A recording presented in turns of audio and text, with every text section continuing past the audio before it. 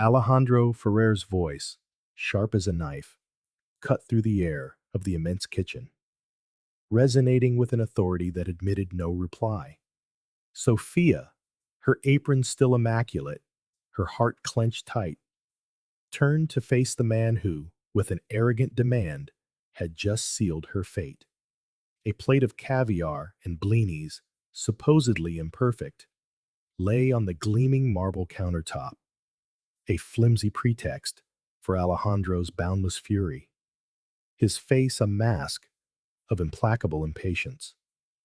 The other staff, invisible in the corners, held their breath, fearing the next outburst. But Sophia, despite the trembling in her hands, held a gaze of serene dignity that wordlessly defied the injustice of the moment. It was a brutal contrast, his unbridled power against the unbreakable decency of a working woman. Alejandro, impeccably dressed and radiating an air of innate superiority, looked at Sophia as if she were a piece of old, disposable furniture. "I will not tolerate incompetence in my house," he spat, his voice a threatening whisper that carried an overwhelming psychological weight, least of all from someone who has the audacity to challenge my taste.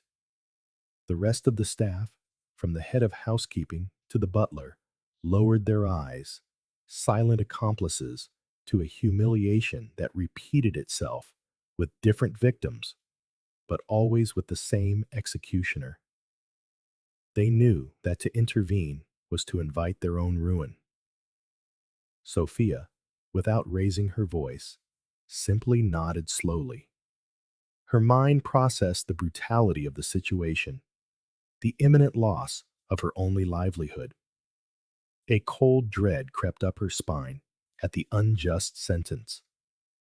Yet, with a composure that surprised even Alejandro, she untied her apron, folded it neatly, and placed it on the very countertop where, just minutes before, she had worked with such dedication. "I understand, Senor Ferrer," she said, her voice barely audible, but firm. "I hope you find someone more worthy of your trust." With those words, which sounded more like a blessing than a farewell, she turned and, without a backward glance, walked out of the kitchen. She could feel the weight of every curious, relieved gaze upon her. Each step was a silent victory over oppression as she headed for the service door, leaving behind the opulent luxury that had never been hers, but which, for a time, had been her world. The relentless Mexico City sun greeted her on the street, bathing the high walls of the Ferrer mansion in a deceptive glow. Sophia walked down the long gravel path, the crunch of her footsteps the only sound in the vast silence. Her modest handbag, clutched at her shoulder, seemed a stark contrast to the immensity of the property, with its meticulously manicured gardens and ornate fountains. A profound sadness washed over her, not only for the injustice, but for the gnawing fear of uncertainty. How would she pay her expenses for the week? Her faith was her greatest strength, but the reality of her finances was a constant, oppressive weight. As Sophia walked away, a small figure watched from behind the curtains of a second-floor window.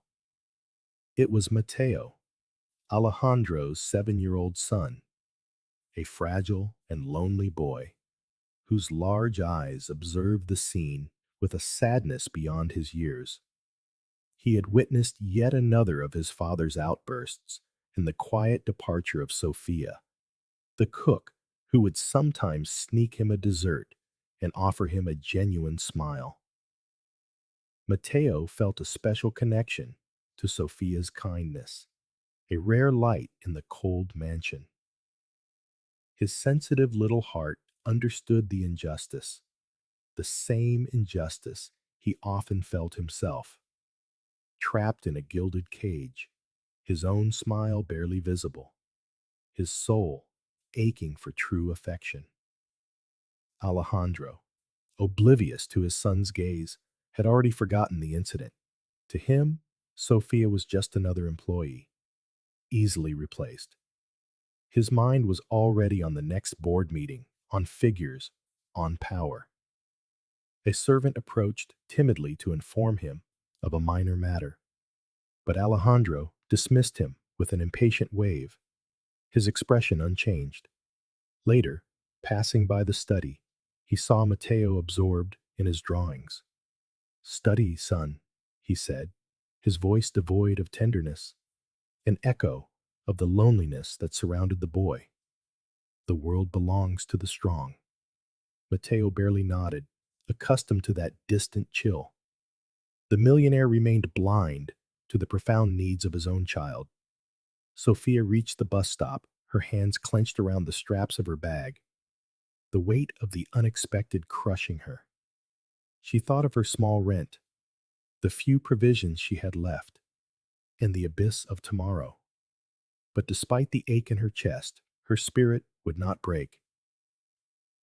"God will provide," she murmured, a silent prayer that was her anchor in the storm. She had faced worse storms and had always emerged, head held high, heart full of faith. Her dignity was a treasure no money could buy, and no humiliation could steal. The following days passed with agonizing slowness for Sophia as she searched for a new job, facing closed doors and the indifference of a cruel labor market. For Mateo, the mansion felt even emptier, without the cook's discreet presence, without those small moments of warmth that broke through his isolation. But life, in its capricious way, sometimes weaves invisible threads, connecting disparate fates at the most unexpected moments, forever altering the course of everything. Mateo often spent his afternoons in the vast garden, a lonely refuge among perfect hedges and ancient statues. His delicate health, the result of a congenital condition worsened by a sedentary life, kept him in a state of constant fragility, a veil that clouded his gentle eyes. That day, instead of his usual reading or quiet games, he felt an unusual urge to explore the edge of the grounds. Beyond the sight of his caretakers, drawn by a small stream that marked the property line, a child's curiosity led him to a less guarded area where grandeur met neglect and danger lurked in silence. A moment of distraction, a false step on the slippery bank of the stream, and Mateo's world turned upside down.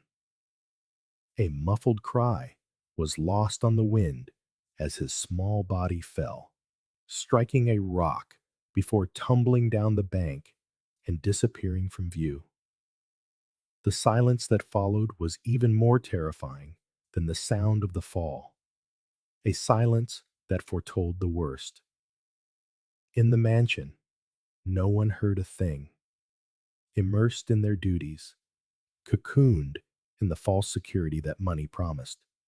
But the fragility of life does not respect fortunes, and a cruel fate was closing in on the millionaire's son, whose existence now hung by a precarious, invisible thread. By a twist of fate, Sophia was passing near the immense property.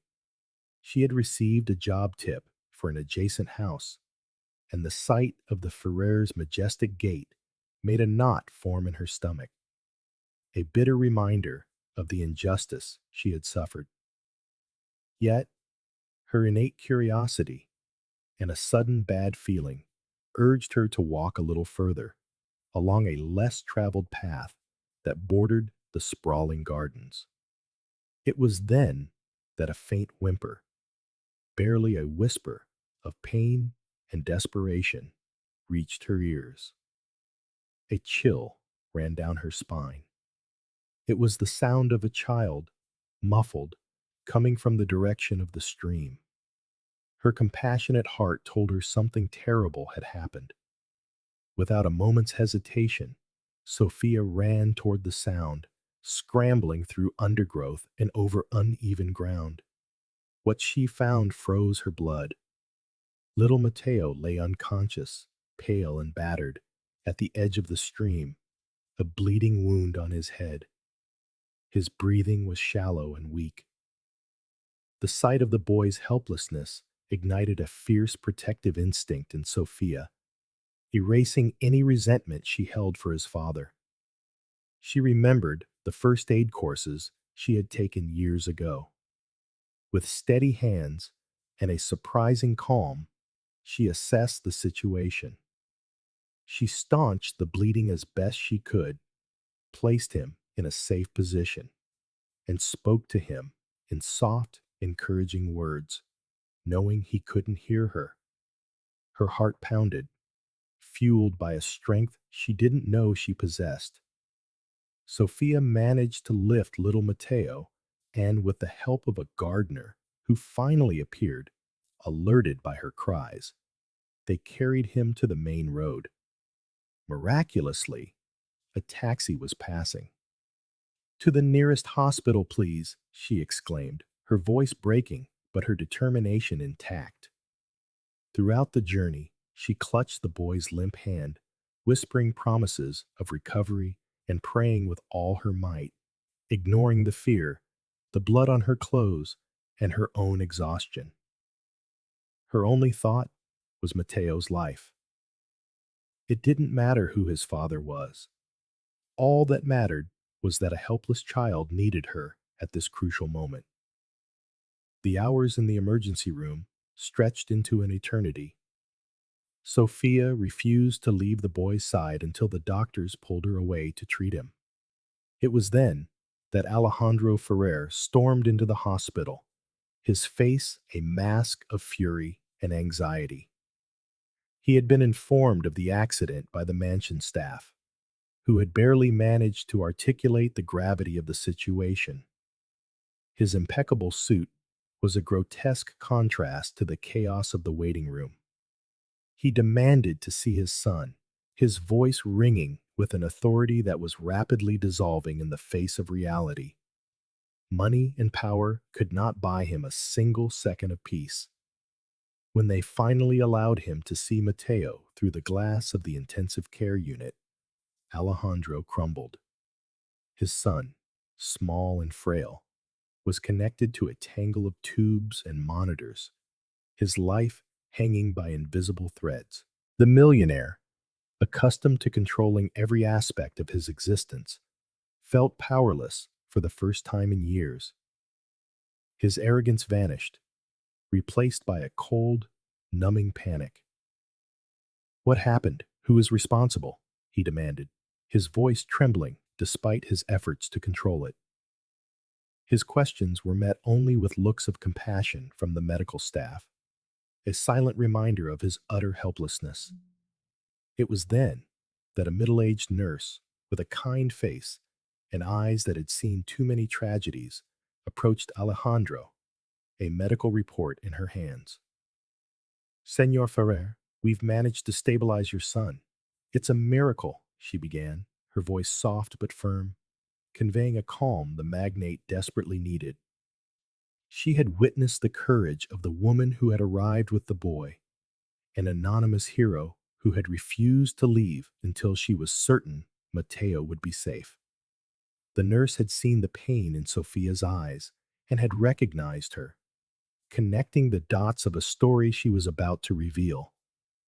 The nurse took a breath, her gaze fixed on Alejandro's eyes, now filled with a vulnerable expectation. "But there is something else you must know, Senor Ferrer. The person who found Mateo, who gave him first aid, and who stayed here by his side for hours, making sure he received the care he needed, was Sofía." The mention of her name sent an icy chill down Alejandro's spine, as if he'd been struck. His expression, already tense, twisted into a mixture of disbelief and painful astonishment. Sophia, the woman he had humiliated and fired without a second thought, she had saved his son. The truth hit him like a punch to the gut. Sophia, the cook who no longer works for me, Alejandro stammered, the words catching in his throat as his mind struggled to process a reality so at odds with his perception of the world. The nurse nodded with a solemn expression. Yes, sir. It was her. Her bravery and compassion were crucial. She saved him. Each of the nurse's words was a dagger in Alejandro's soul. He suddenly saw his own face reflected in the mirror of his conscience, distorted by arrogance and ingratitude. The image of Sophia, serene and dignified as she left his mansion, seared itself into his mind, overlaying the scene of Mateo fighting for his life. Shame began to burn in his gut. While Alejandro processed the devastating truth, Sophia, who had overheard the conversation from a discreet distance, decided it was time to leave. Her duty was done. Seeing Mateo stable was the only reward she needed. She sought no recognition, no apology, no gratitude from the man who had despised her. Her act was pure and selfless, guided only by the goodness of her heart. Silently, with one last glance toward the room of her little angel, she slipped through the hospital corridors, an anonymous figure in the crowd, carrying the secret of her heroism. Her modesty was as great as her generosity, leaving behind a debt that could never be repaid.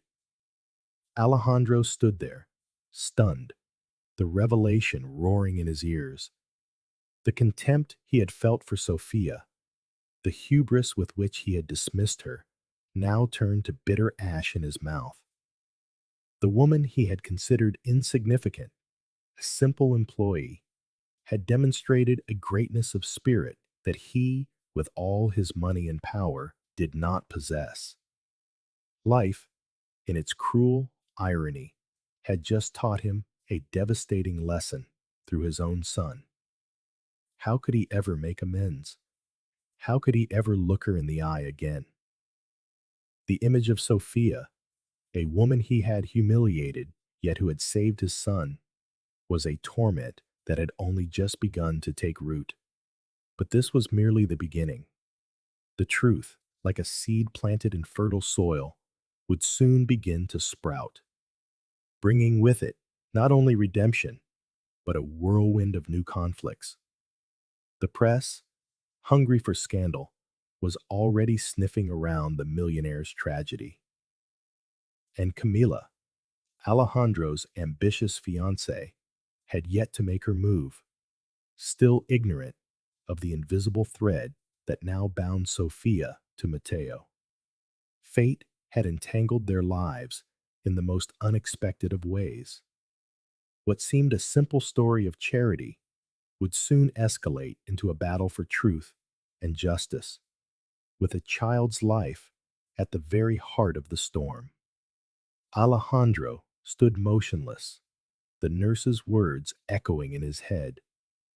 It was Sophia, the woman he had dismissed with such contempt, who now stood as the savior of his only son.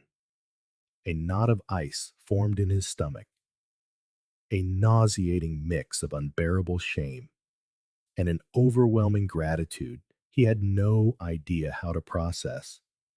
His empire, his power, his fortune, it all felt hollow, utterly ridiculous in the face of the simple goodness of a woman he had wronged. He looked at Mateo through the glass of the ICU, at his small, fragile body, and felt a pang of pain that went deeper than a father's worry. It was the raw, brutal revelation of his own moral insignificance. The world, as he knew it, was cracking beneath his feet, exposing the fragility of his pride before an act of such selfless love. How could he ever repay such heroism? How could he erase the echo of his own cruelty, now so glaringly apparent? This torment, profound and unexpected, was just beginning to eat away at his conscience, promising an eternity of sleepless nights. Meanwhile, Sophia had slipped away, leaving the hospital as quietly as she had left the Ferrer mansion. Her mission was complete. The child was stable. She sought no recognition, no thanks, and certainly not Alejandro's forgiveness. Her act had been pure, an echo of her own unwavering humanity. She walked through the streets as the sun began to set, painting the sky in shades of orange, oblivious to the turmoil her departure would unleash in the tycoon's mind. Her only solace was the knowledge that Mateo was alive, a life saved by her own hands, a miracle granted by divine grace. What more could her noble soul ask for?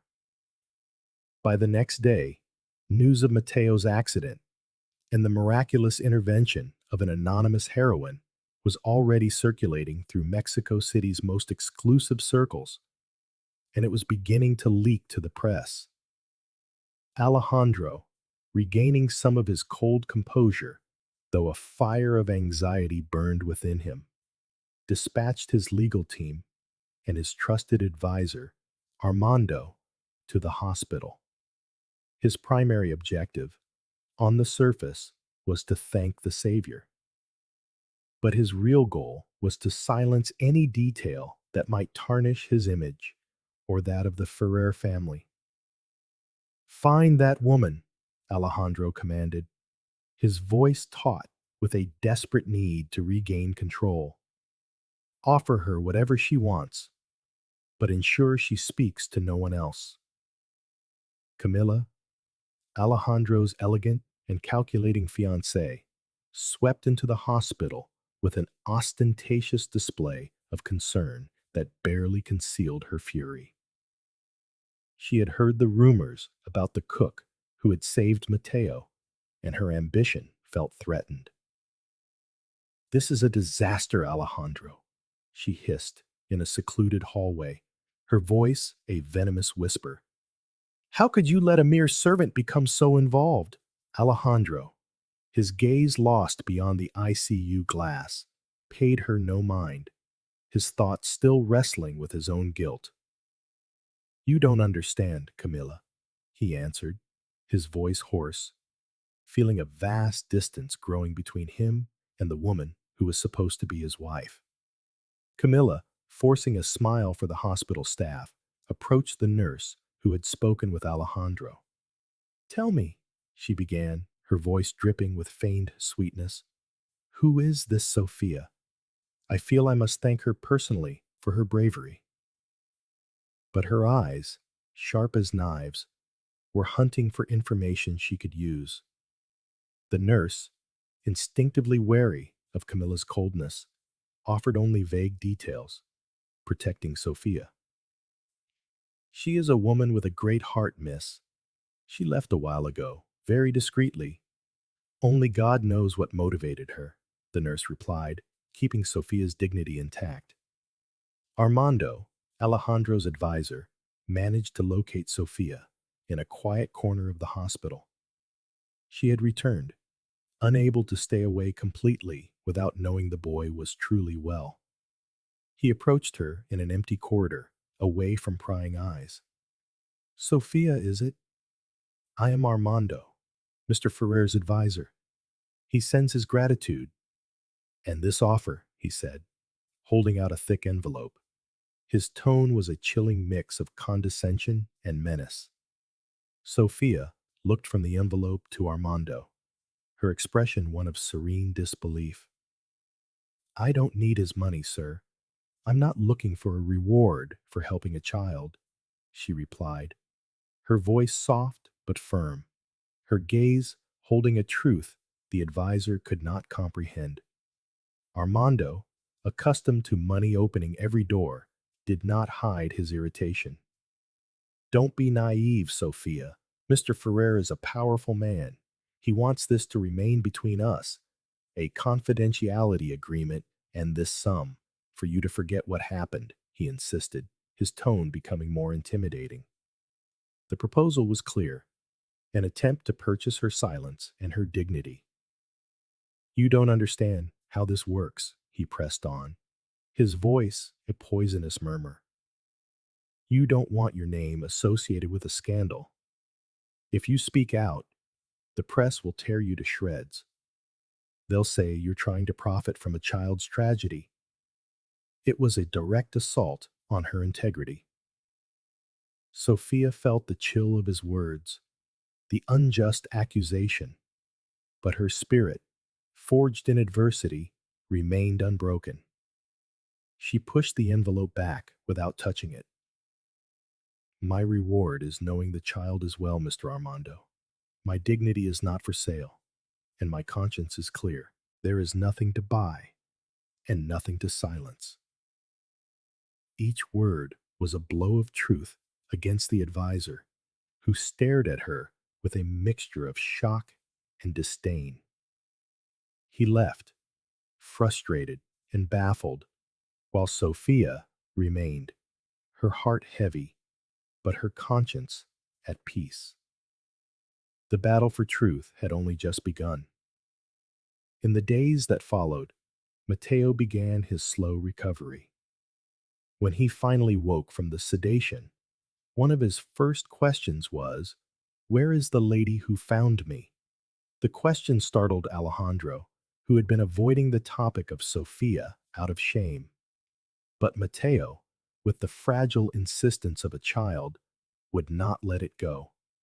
"Daddy," she smiled at me. "She had dark hair. Can I see her?"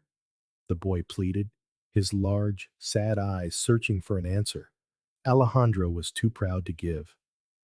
Mateo's pleas were not the only pressure. The media had latched on to the story.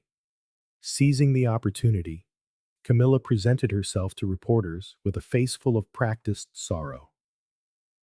"This is a terrible time for our family," she declared, dabbing at false tears. "We only ask for privacy." Her words were a smokescreen, designed to deflect attention while she planted seeds of doubt about Sophia. Clever and ruthless, Camilla used her contacts in the gossip columns to leak ambiguous stories about a disgruntled former employee now trying to capitalize on the tragedy. No names were mentioned, but the details were just enough for people to connect the dots. The headlines hinted that the supposed heroine was after money, that she was an opportunist. Sophia read these reports with a mix of sorrow and anger, feeling her good name being dragged through the mud. Alejandro, though worried about the press, couldn't reconcile the stories with his own experience. Sophia's rejection of his money, his son's desperate questions, and the quiet dignity he had witnessed, it all created a deep dissonance in his mind. Was she really an opportunist, as Camilla suggested? Or had he been the one to judge wrongly, blinded by his own arrogance? The weight of his injustice grew heavier with each passing night. As Mateo grew stronger, he became more insistent. "I want to see my angel. She saved me, Dad. I know she did," he would repeat, his eyes filled with a certainty that Alejandro could no longer ignore. The boy had forged an unbreakable bond with Sophia, a connection of gratitude and affection that transcended all social barriers and lies. One day, in a moment of desperation, guided by his son's plea, Alejandro ignored the advice of Camilla and his lawyers. "Find her," he commanded Armando, his voice leaving no room for argument. "I want her to see Mateo, and I want her left alone." Sophia received Armando's message with hesitation. The thought of facing Alejandro again made her stomach turn, but the image of the small, lonely boy in the hospital bed overrode her resistance. I'll do it for the child, she told herself, not for him. She agreed to the visit on one condition.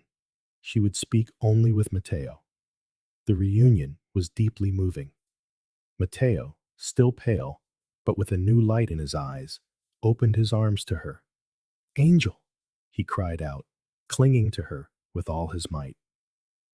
Sofía embraced him tenderly, tears welling in her eyes as she felt his small body tremble in her arms.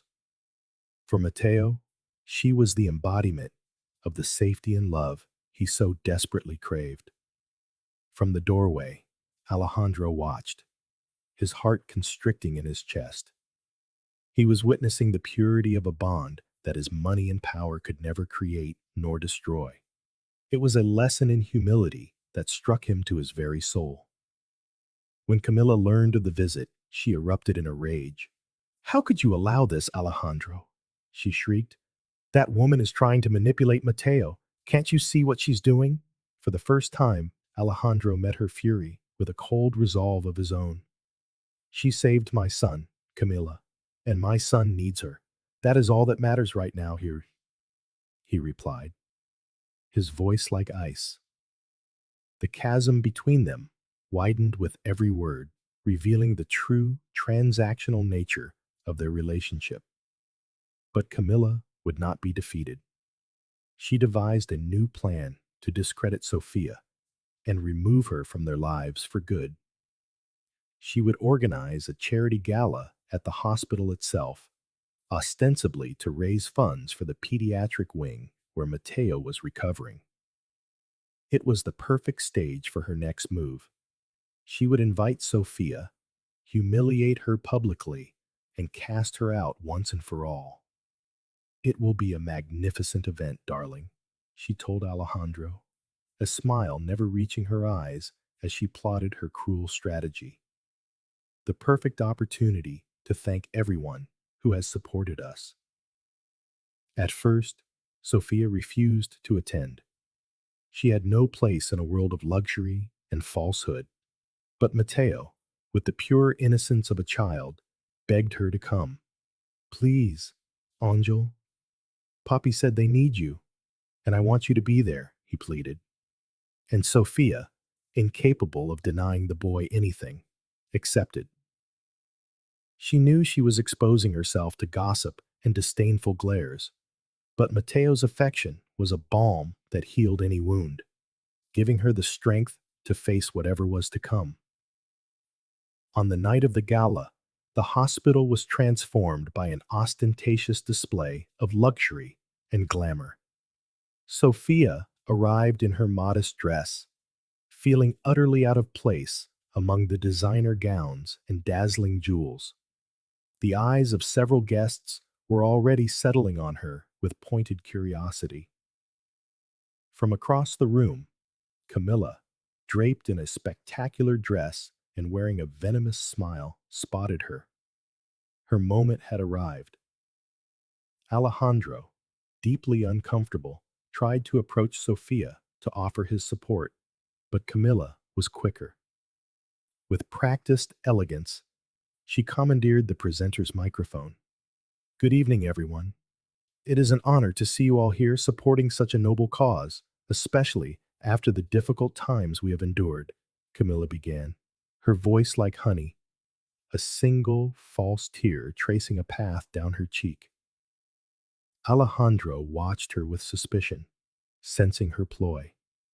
I want to thank, from the bottom of my heart, all the nurses, doctors, and those kind souls who, in one way or another, were there for our dear Mateo. Especially, I want to thank those individuals who, perhaps by pure chance, found themselves in the right place at the right time, she added, her eyes finding Sofía, her tone laced with a barely veiled sarcasm that sent a wave of murmurs through the crowd. Camilla continued, her voice rising to capture everyone's attention. We all know that in moments of crisis, some people may be tempted to seek their own benefit, to take advantage of the vulnerability of others. But our family has always believed in discretion, in genuine generosity, not in the kind of opportunism that seeks a spotlight or material rewards. Her gaze locked onto Sophia, who felt every eye in the room turn toward her. Camilla's poisoned dagger twisted in her soul with ruthless cruelty. It was a public humiliation, a condemnation without a trial, an act of boundless vileness executed with a smile. A ripple of disapproval spread through the hall. The guests, swayed by Camilla's words, began to look at Sophia with contempt, whispering hurtful comments. Sophia felt the sting of injustice, the weight of their accusing stares, but she stood tall, her dignity unshakable. She did not raise her voice, did not offer a rebuttal. She simply met Camilla's gaze with a disarming serenity, a silent truth that spoke louder than any slander. Watching the scene unfold, Alejandro felt a profound sense of shame, not for Sophia, but for the depravity of his fiancée and the blindness of a world that allowed such injustice. The nerve! How dare she show her face here after all the rumors? A high society woman whispered, hiding her mouth behind a fan, as another nodded in disdain. Sophia felt the scorn, the judgment of a superficial society that valued wealth over integrity. His face hardening, Alejandro took a step toward Sophia, ready to defend her, but with a subtle gesture, she stopped him. She did not want him, despite his change of heart, to become entangled in this farce. This was her battle, and she would face it with the same fortitude she had always shown. Feeling the heavy air of misunderstanding and judgment, Sophia decided to leave. There was nothing for her there. Her presence would only fuel more malice. She said goodbye to Mateo, who, oblivious to the cruelty of adults, smiled at her with pure innocence. See you soon, Angel, the boy said, sealing a bond of affection that neither Camilla nor Alejandro could ever break. Sophia departed once again, with her head held high, leaving behind an aura of mystery and a trail of dignity that unsettled everyone, especially Alejandro, who watched her walk away with a heavy weight on his soul, guilt gnawing at him from the inside.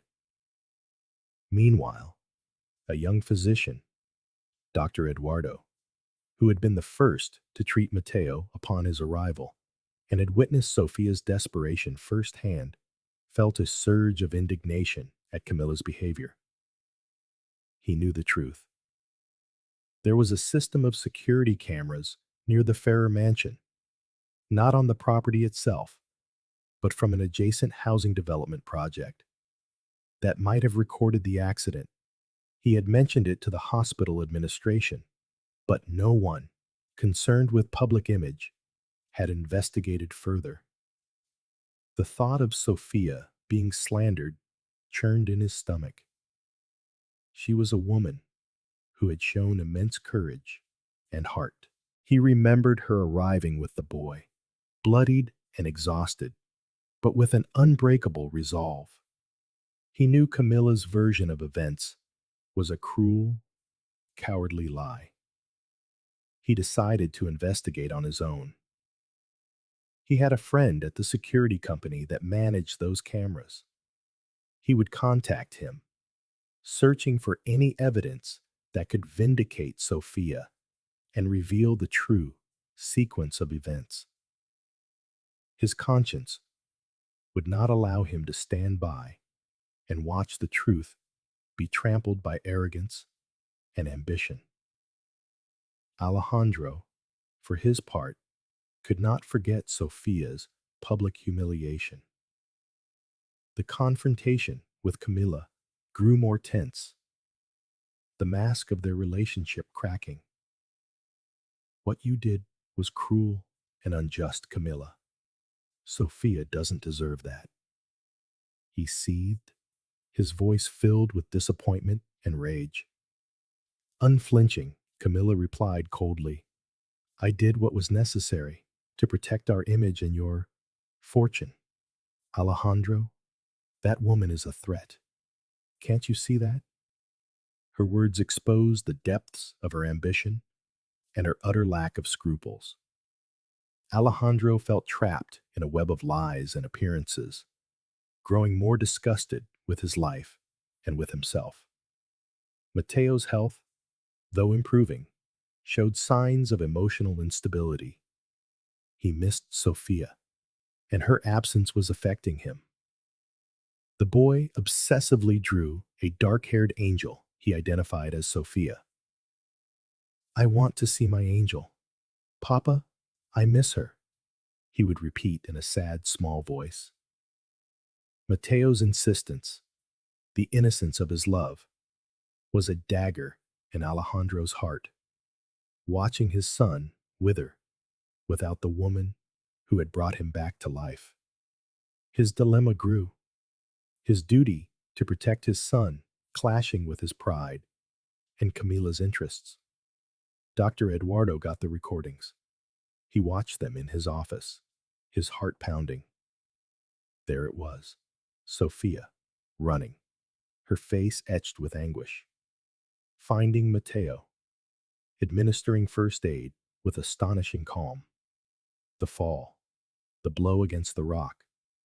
Every minute of the video was irrefutable proof of the truth, of Sofía's selfless bravery. It was the hidden truth that would change everything, unmask the lies, and redeem a woman who had been shamed. A wave of relief and determination washed over the doctor. Justice was now in his hands.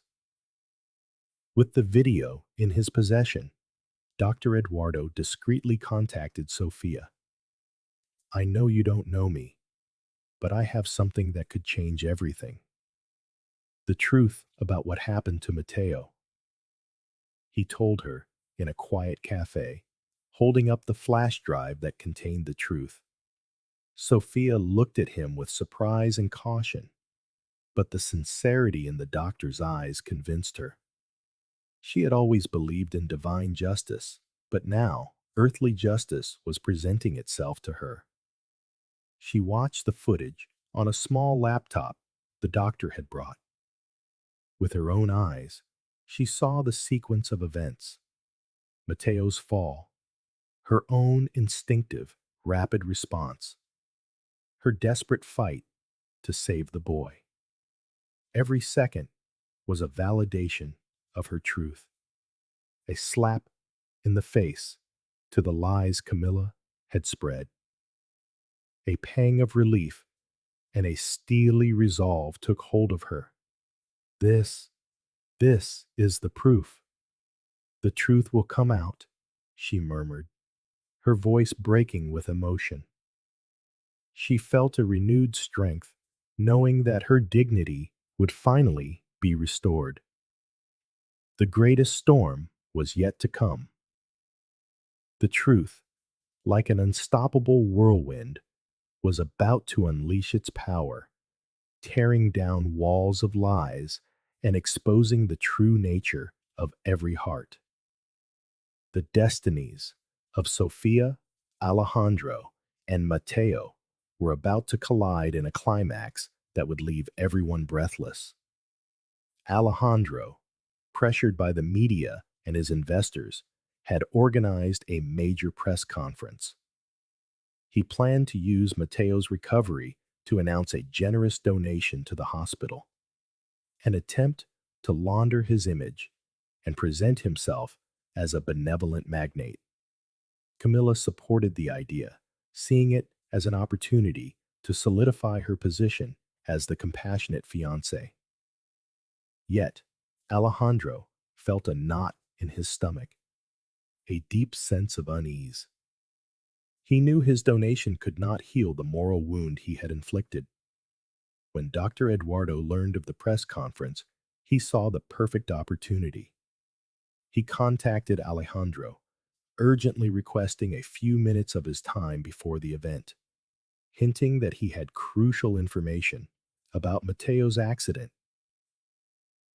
Alejandro, intrigued and increasingly distrustful of Camilla, agreed. In a private office, the doctor showed him the video. Alejandro watched, his face contorting as he witnessed the undeniable truth. Sofia's courage, the vileness of his own behavior, the injustice of her humiliation. His world, built on lies, crumbled around him. The truth on that screen was a brutal revelation of his blindness and cruelty. He saw Sofia, his former cook, fighting for his son's life, while he in his mansion had been worrying about a supposedly imperfect meal. Shame and remorse washed over him, mixed with a profound gratitude he now understood in its full magnitude.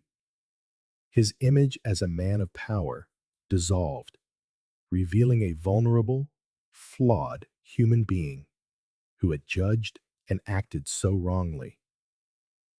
With the video seared into his mind, Alejandro walked to the press room. Dozens of journalists and cameras were already assembled, along with Camilla, who wore a triumphant smile.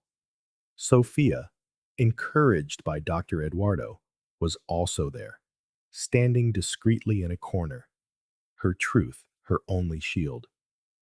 The air was thick with tension. Seeing Sofia, Camilla shot her a look of contempt, convinced her presence was just another pathetic attempt to get attention. She moved to whisper something to Alejandro, but he ignored her, his gaze fixed on the podium, his mind still reeling.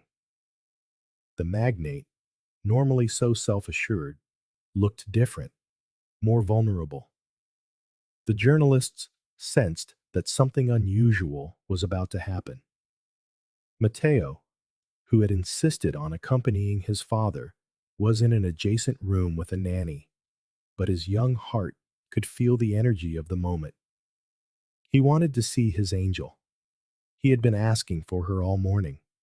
The bond between them was so strong that, unknowingly, he was about to become a crucial catalyst for the truth. Alejandro took the microphone. His voice, usually firm and authoritative, was hesitant at first. He began to speak of the donation, of his gratitude for Mateo's recovery, of the importance of philanthropy. Camilla smiled for the cameras, satisfied, believing her plan was unfolding perfectly. But then, halfway through his speech, Alejandro looked up. His eyes met Sofia's, and a deep pain was reflected in them. He could no longer bear the charade, the hypocrisy that had consumed him. But there is something more, I must say, Alejandro declared, his voice gaining an unexpected strength that silenced the room. A shocked Camilla stared at him. I cannot continue this farce. I have been an arrogant man, blind to true goodness, and I have committed an unforgivable injustice. His gaze rested on Sofia, the person who truly saved my son's life. The real hero is Sofia, the woman I unjustly fired from my home, and I have undeniable proof. Camilla turned pale, her eyes wide with disbelief as a frantic buzz went through the press corps. Alejandro had shattered the script, bared his soul, and opened the door to a truth his pride had kept hidden. The tension in the room reached its peak. What did he mean? What proof could he possibly have? Sofia, feeling the weight of Alejandro's confession and empowered by the truth, took a step forward. Mr. Ferrer, she said, her voice clear and firm, cutting through the murmurs. I am not looking for charity, or your money, or a public apology. I only ask for the truth. I ask that the world know what happened that day, for the sake of my name and in honor of what Mateo endured. Her words, defiant and full of integrity, resonated through the hall, stunning everyone into silence. And at that exact moment, a door at the back of the room opened. It was Mateo. The child, oblivious to protocol, had come to find his angel. He had slipped away from his caregiver, and upon seeing Sofía, ran toward her with an uncontainable joy. Angel, my guardian angel, the child exclaimed, hugging Sofía with all his might. It was a gesture of love and gratitude that moved everyone present. The cameras captured the moment, the image of the vulnerable child embracing the woman who had saved his life, a symbol of the purest, most selfless truth, shattering all pretense. At that same instant, Dr. Eduardo, with a knowing smile of complicity and justice, approached a sound technician. "Excuse me," he said, discreetly handing him a flash drive. "I believe this should be projected on the screens." In a matter of seconds, the large screen behind Alejandro came to life. It displayed the security footage, Mateo's fall, the child's unheard plea, and the crystal clear image of Sofía running, her hands steady, her face filled with determination as she administered vital first aid, saving his life. The truth, undeniable and raw, was laid bare for the entire world to see, in all its splendor and its pain. A stunned silence fell over the press room. Camilla was speechless, the color drained from her face, her eyes fixed on the screen. Her smile had vanished, her scheme of public humiliation turning back on itself with brutal force. Alejandro watched the video with tears in his eyes. The images confirming Sophia's heroism and the sheer magnitude of his own injustice. Sofía, with Mateo still clinging to her, watched the screen with a mixture of emotion and the profound relief of seeing her truth exposed, her dignity restored, her name cleared before society. The video ended. The silence was shattered by a barrage of questions from the journalists, all directed at Alejandro and Sofía. "Mr. Ferrer, is it true you fired this woman after she saved your son?" "Miss Sofía, how does it feel to see your act of heroism slandered?" Camilla tried to flee, but the spotlights of the cameras swarmed her, her image as an elegant, charitable woman crumbling under the weight of the revelation. Her ambition and her lies had been exposed. Her defeat was absolute, undeniable, and cruelly public. Alejandro, his voice choked with emotion, took the microphone again. "I have been a fool," he declared, his voice laced with sincere contrition. "I fired this woman out of my own arrogance, over an insignificant plate. And she, with the kindness of an angel, saved my son. There are no words for the regret I feel, nor for my gratitude. Today, I have not only discovered the truth about Sofía, but about myself." Unable to bear the humiliation, Camilla tried to push through the crowd, but the camera flashes cornered her, each snapshot a testament to her fall. Sofía, still holding Mateo, looked at Alejandro, not with resentment, but with the serene compassion that defined her.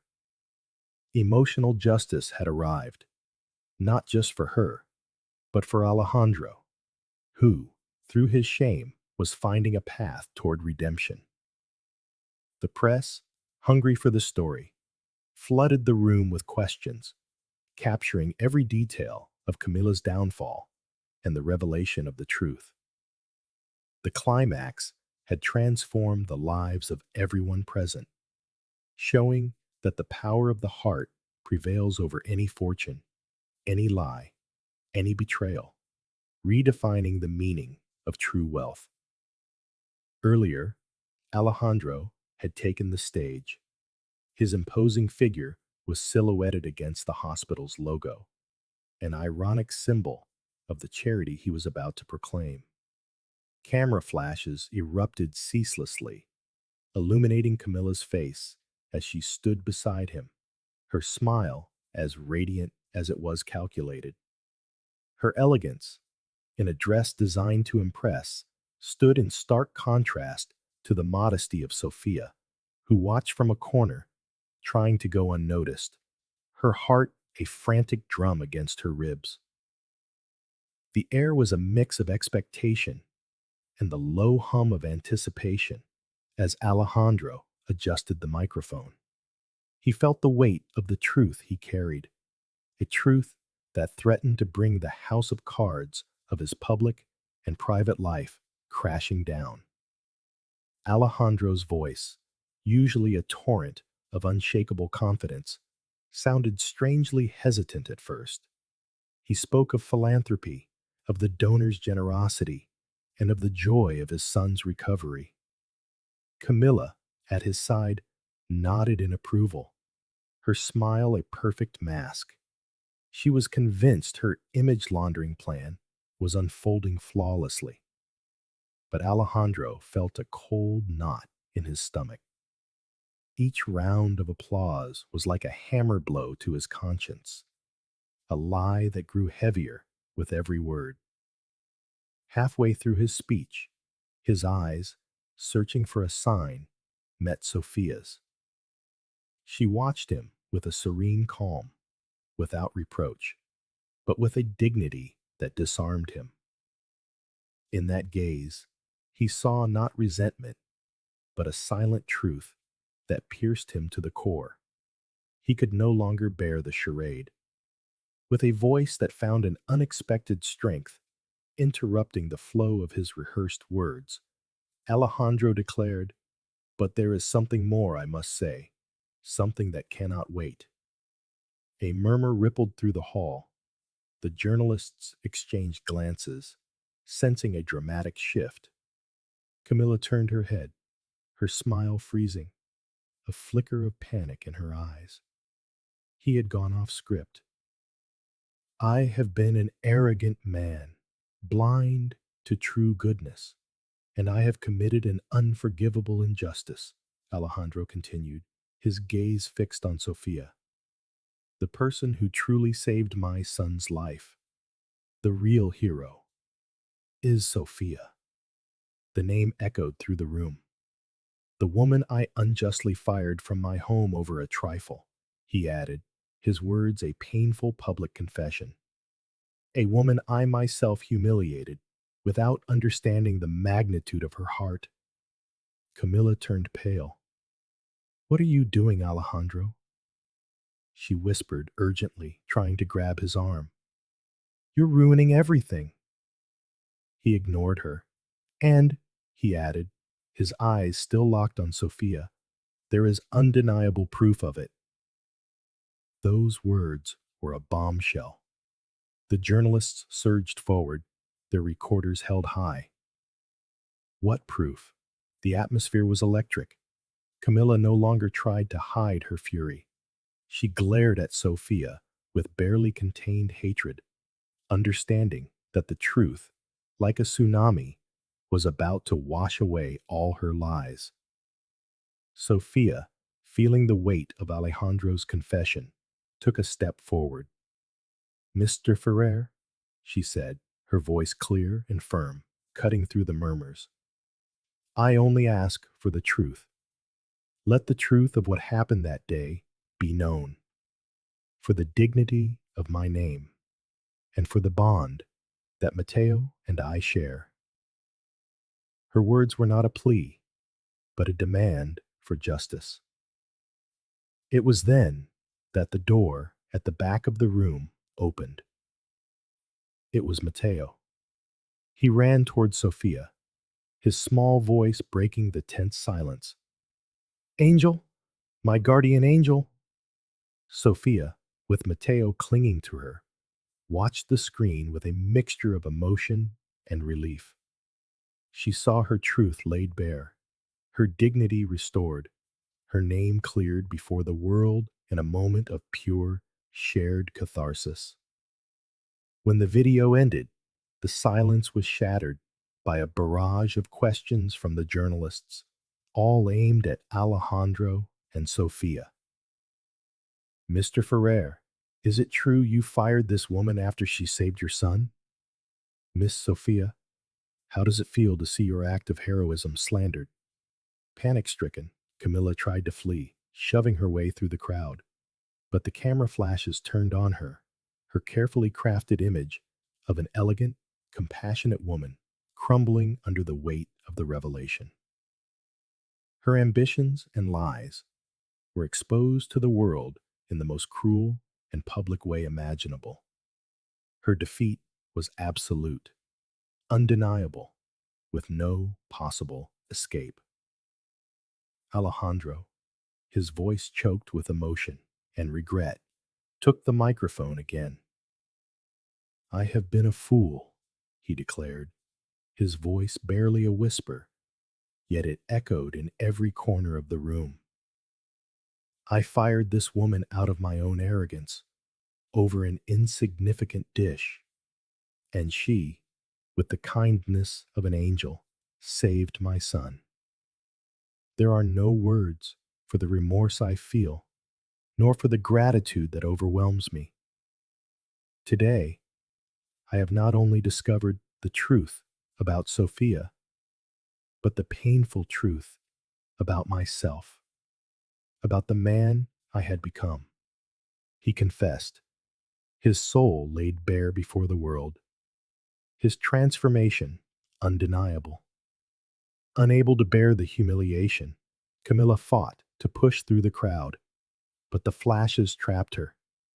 Each photograph an inescapable testament to her fall.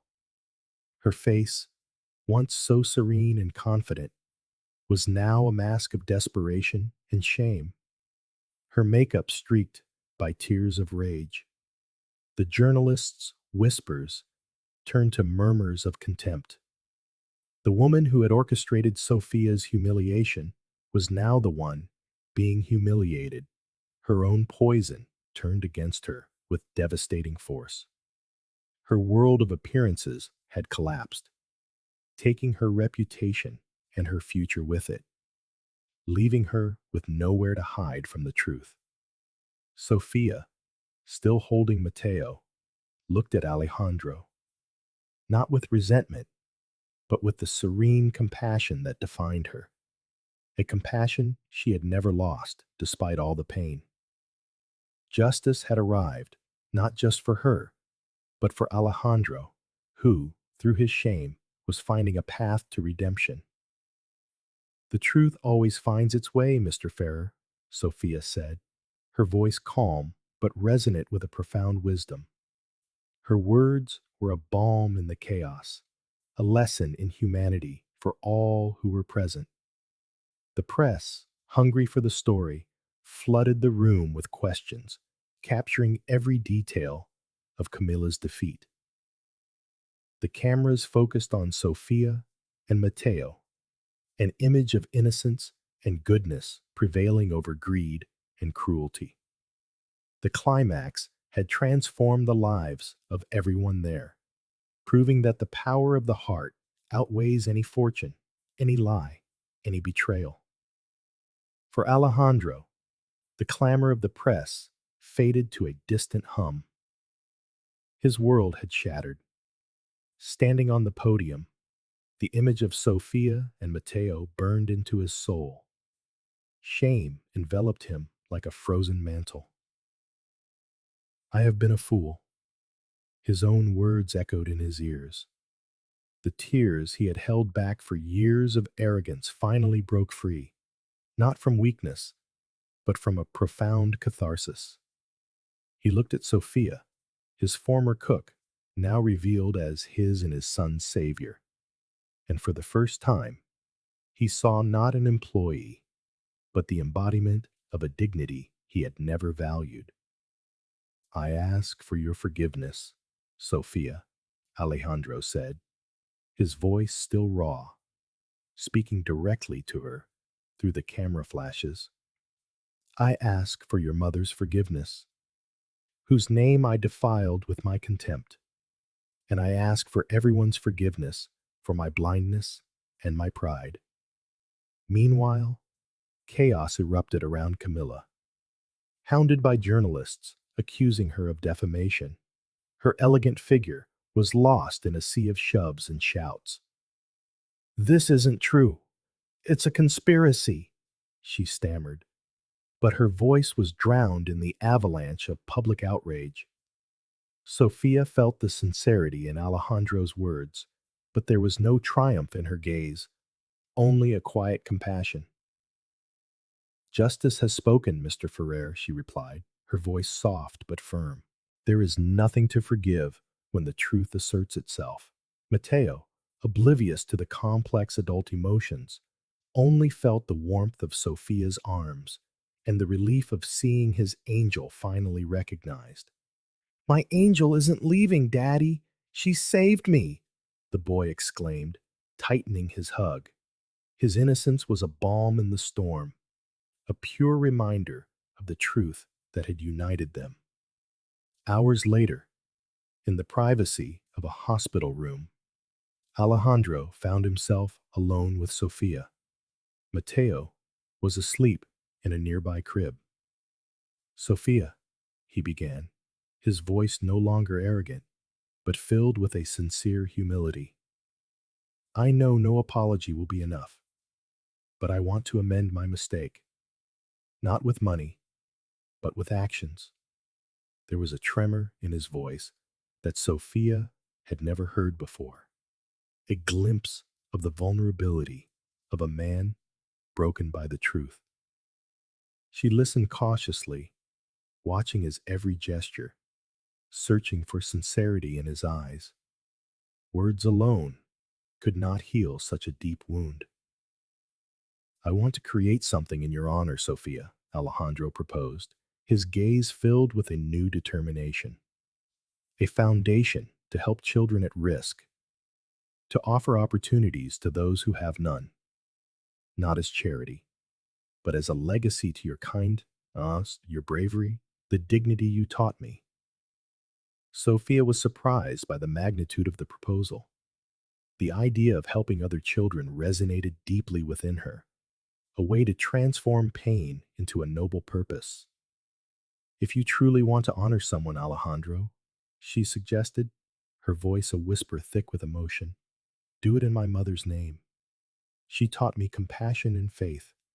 She would be proud if this hospital, which saved Mateo, carried the name of the one who inspired me to be who I am." Moved by her selflessness, Alejandro promised, "So it will be, Sofía. The pediatric wing will be named the Dolores Wing." He felt that every word from Sofía was a lesson, another step on his own path to redemption. "Promises are easy, Alejandro," Sofía reminded him gently. "Actions are what build trust. But if your intention is pure, then you have my support, as long as it is for the good of the children." The days turned into weeks. Sofía and Alejandro began to work side by side on the new foundation. Alejandro, once distant, now opened up to Sofía's ideas, valuing her vision. Sofía, in turn, watched with surprise the genuine change in the magnate, the way his eyes, once cold, now shone with a passion for their project.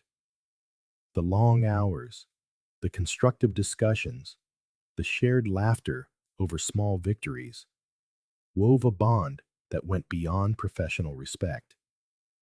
"I never imagined that someone so different from me could have such a clear vision and such a big heart," Alejandro admitted one afternoon, with a sincerity that disarmed Sofia. She smiled. Kindness knows no fortunes or last names, Alejandro, only intentions. The small gestures became more frequent.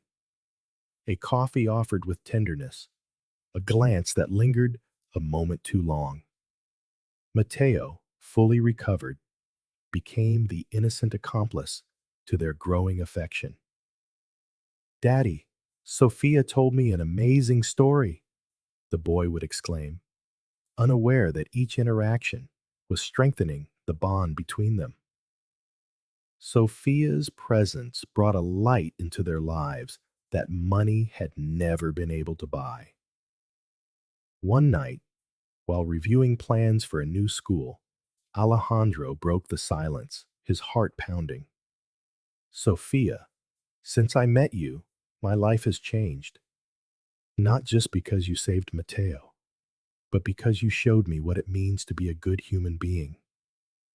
I admire you, I respect you, and I have fallen in love with you.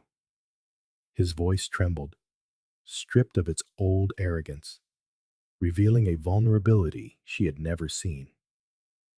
Sophia looked at him, her heart torn between caution and hope. Alejandro, my life has been one of struggle and faith. Your world was so different, she said softly. But yes, I have seen your change. I have seen the goodness in you that you tried to hide, and my heart, despite everything, has also opened its doors to you. A few weeks later, in the garden of the mansion, the very place where Sophia had been humiliated, Alejandro knelt. He held not an ostentatious ring, but a small silver locket with a carved angel. Sophia, would you do me the honor of being my wife, my partner in life and in this dream we have built together? With her heart overflowing, Sophia nodded, tears of pure joy streaming down her face. Yes, Alejandro, yes, I will. Their wedding was an intimate, emotional event held in a small town, surrounded by Sophia's family and a few close friends. It was a testament to a love stripped of luxury, centered on the union of two souls who had found redemption and happiness in each other. The kiss that sealed their union was not just a promise of love, but the symbol of a new beginning. A life built on a foundation of humility, respect, and a shared purpose that would flourish for years to come. The small gestures grew more frequent. A coffee offered with tenderness, a gaze that lingered a moment longer than necessary, a genuine concern for the other's well-being. Mateo, now fully recovered and brimming with energy, became the innocent accomplice to their growing affection, sharing laughter and secrets with them both. Daddy, Sophia told me an amazing story, the boy would exclaim, unaware that with every interaction, he was strengthening the bond between them. Sophia's presence brought a light into Alejandro and Mateo's lives that money had never been able to buy, a warmth that thawed the icy grandeur of the Ferrer mansion and enveloped them all. One night, as they reviewed the blueprints for a new foundation school, Alejandro, his heart pounding in his chest, broke the silence. Sophia, he began, his voice trembling, stripped of its former arrogance. My life has changed since I met you. Not just because you saved Mateo, but because you showed me what it truly means to be a good person. I admire you, I respect you, and I have fallen in love with you. The confession hung in the air, heavy with a sincerity that left no room for doubt and took her completely by surprise. Sophia looked at him, her own heart torn between caution and hope. Alejandro, my life has been one of struggle and faith. Your world was so different, she said, her voice soft. But I have seen your transformation. I have seen the goodness in you that you tried so hard to hide, and my heart, despite everything, has opened its doors to you as well. A single tear traced a path down her cheek, a mixture of past sorrow and future hope.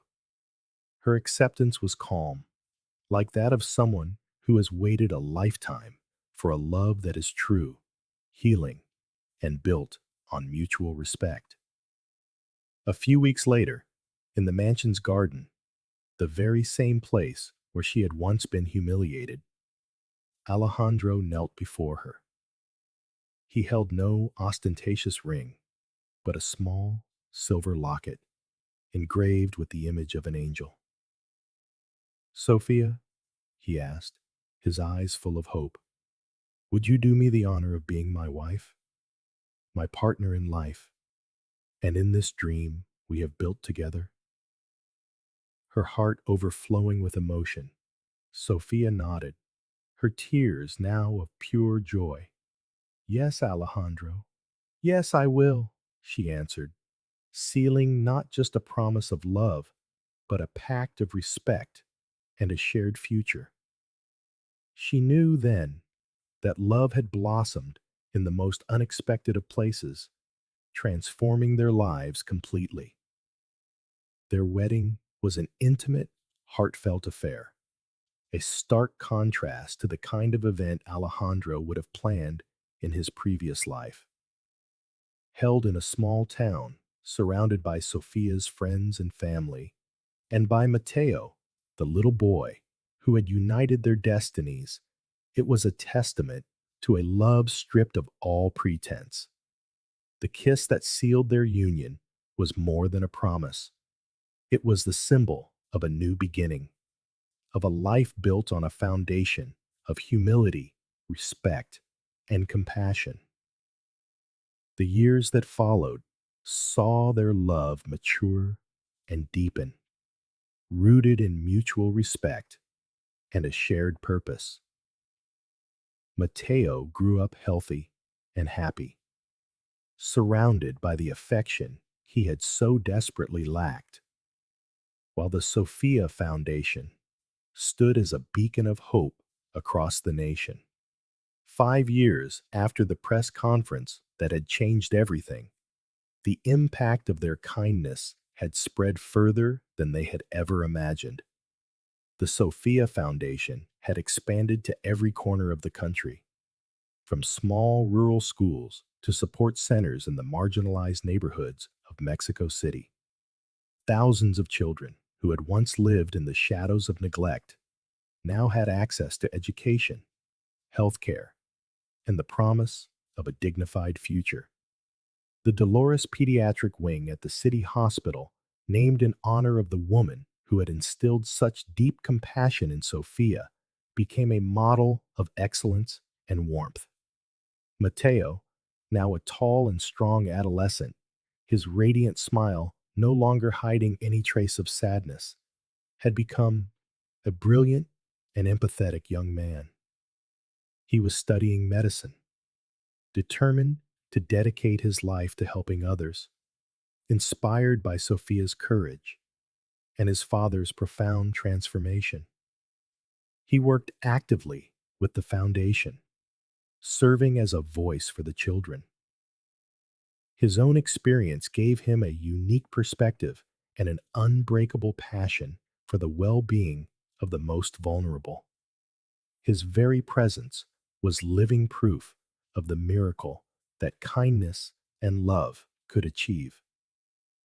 Sofía, with Alejandro by her side, led the foundation with a wisdom and passion that inspired everyone. Their love had been forged in adversity and strengthened by redemption.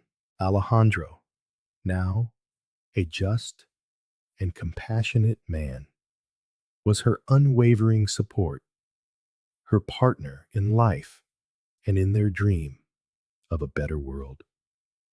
I never believed in miracles, Sophia, he would often tell her, taking her hand. Not until I met you, and I saw what love could do. Their life together was a testament to the heart's capacity for redemption and to the truth that real wealth lies in the ability to love and to serve. The story of Sofia, Alejandro, and Mateo resonated throughout the country, a powerful reminder that true richness is found in the dignity of the heart and the power of goodness. They proved that no matter how deep the darkness, a single light can guide us toward redemption and hope. A broken plate had once unleashed a storm, but an act of selfless love had built an everlasting legacy, proving that faith, compassion, and justice will always prevail, transforming lives and leaving an indelible mark on the soul of society.